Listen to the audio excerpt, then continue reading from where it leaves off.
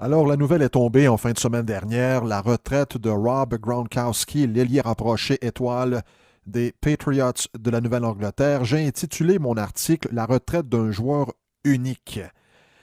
Il y en a qui vont dire on exagère peut-être lorsqu'on parle d'un joueur qui annonce sa retraite, on parle des statistiques et souvent on est emporté par le moment de l'annonce de la retraite et on se retourne et on regarde le passé du joueur et là on trouve des choses incroyables.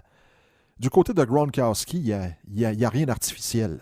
Ça a été un joueur absolument époustouflant, une combinaison unique de talent pour capter le ballon et pour le blocage à la ligne de mêlée. Alors, c'est terminé pour Gronkowski. On s'y attendait quand même depuis un certain temps. Ça tourne un peu là depuis environ 2 ans. Depuis environ 2 ans, même l'année dernière, là, Gronkowski avait laissé sous-entendre qu'il pensait de plus en plus à la retraite.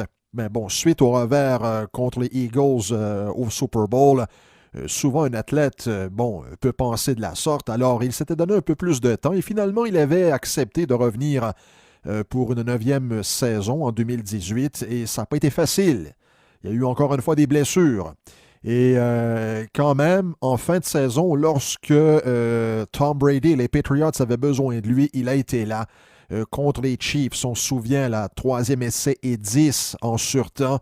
Et au Super Bowl, son dernier catch, une passe de 29 verges de Brady directement dans les mains de Gronk et en plongeant à la ligne de 2. C'était le dernier catch en carrière de Rob Gronkowski. Qu'est-ce qu'on retient aussi de Gronkowski? C'est son impact, l'impact sur non seulement son équipe, mais également sur le sport du football. Lorsqu'on affrontait la Nouvelle-Angleterre avec Gronkowski dans l'alignement, les coordonnateurs défensifs devaient s'attendre à tout. Parce que justement, comme je l'ai dit, un incroyable receveur et il pouvait également ouvrir le chemin pour le jeu au sol. Et Josh McDaniels, le coordonnateur défensif des Patriots, pouvait utiliser Gronk à sa position naturelle, pouvait l'envoyer en mouvement à gauche comme à droite, pouvait également lui donner la mission de faire du bloc. Il pouvait même être dans le champ arrière à la position de fullback. Également, il était très habile pour les tracés sur courte, moyenne et longue distance. Et ce qui le rendait encore plus dangereux, et quand on y pense, absolument incroyable que ce joueur ait pu avoir ces aptitudes-là, c'est qu'il était tout aussi dangereux comme receveur de passe éloigné. On l'a vu, là, justement, en série contre les Chiefs. Il n'était pas à sa position d'ailier rapproché lorsqu'il a converti le 3e essai et diverge en surtemps. Il était en position de receveur de passe éloigné. Les défensives adverses, là, devaient constamment deviner sans être certaines du jeu à venir. Et moi, je pense que ce sera la grande différence à compter de septembre prochain pour les Patriots.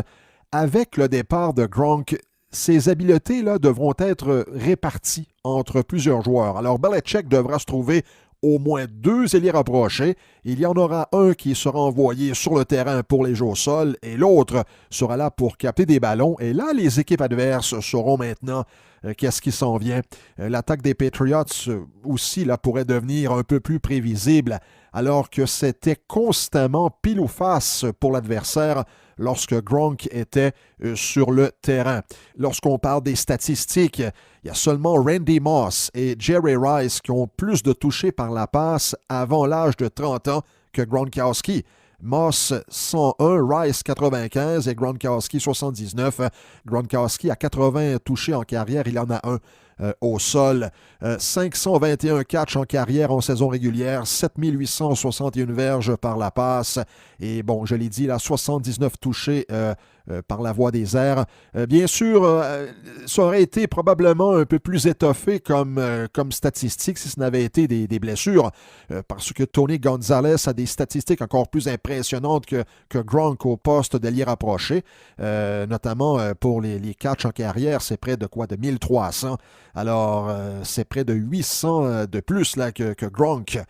Mais si l'on prend en considération qu'on mesure souvent la grandeur d'un athlète lors des moments importants, Gronk n'a jamais pris congé en match d'après-saison.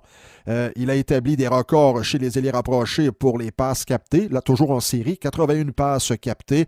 Pour les gains aériens, 1163 et pour les touchés, 12, et ce en 16 matchs.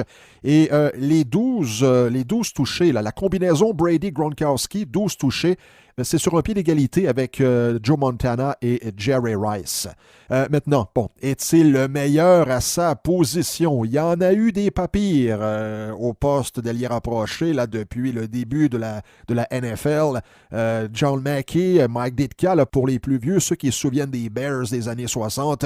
Dave Casper avec les Raiders d'Oakland à l'époque de Ken Stabler. Ozzie Newsome à Cleveland, Charlie Sanders à Détroit, Ross Francis justement avec la Nouvelle-Angleterre, Kellen Winslow qui a été selon moi le meilleur avant Gronkowski, Brent Jones, Geno Bacek, Shannon Sharp, Tony Gonzalez que j'ai mentionné avec de très belles statistiques et Antonio Gates également avec les Chargers de Los Angeles sont parmi là, les grands à cette position.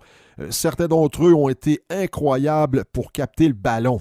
Tony Gonzalez, écoutez, c'est probablement c'est pas le meilleur, le deuxième en tout cas, il est dans le haut du classement.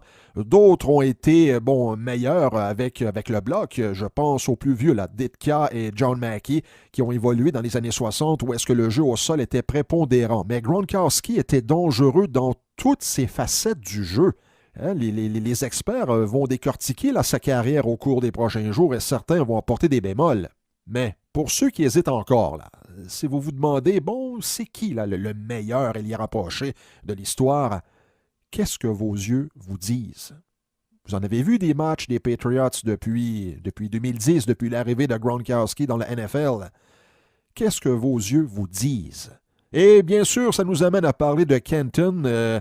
Alors, les dirigeants du temple de la renommée du football doivent maintenant lui faire une place. On prépare, ça va être seulement dans 5 ans, mais quand même. Et il y a une statistique très intéressante. Rappelons que seulement 4 joueurs dans l'histoire de la NFL. La NFL va célébrer son 100e anniversaire là, bientôt. Et seulement 4 joueurs ont été élus à leur première année d'éligibilité tout en ayant disputé seulement que 9 saisons ou moins. Alors les 4, Gale Sayers de Kansas Comet, comme on le surnommait à l'époque, lui c'est un porteur de ballon des Bears de Chicago. Dans les années 60, il n'a disputé que 7 saisons, Gale Sayers, mais c'était tout un joueur. Un autre joueur qui a fait sa marque, Earl Campbell. J'ai souvent dit que Campbell, c'était un synonyme de bulldozer tellement que ce bonhomme-là pouvait entrer dans la ligne de mêlée et passer au travers comme si de rien n'était. Et il pouvait également déborder à gauche et à droite. Il était extrêmement rapide pour un bonhomme de 230 livres il y a 40 ans de cela. Alors Campbell, bien sûr, avec les Oilers de Houston et aussi brièvement avec les Saints de la Nouvelle-Orléans, a disputé 8 saisons. Jim Brown, a-t-il besoin de présentation? Brown, avec les Browns de Cleveland, 9 saisons, 8 fois champion au niveau des porteurs de ballon pour les verges gagnées en une saison. Et Dick Butkus, un autre porte-couleur des Bears de Chicago, la terreur des terreurs. Ceux qui se souviennent de la NFL des années 60 et début 70, oh là là, il y a des histoires d'horreur concernant les adversaires de Dick Butkus. Butkus a évolué à la position de secondeur pendant 9 saisons. Alors, est-ce que Rob Gronkowski sera choisi à sa première année d'éligibilité avec seulement 9 saisons dans la NFL? C'est bien possible. Pourquoi? Parce qu'il a été un joueur unique.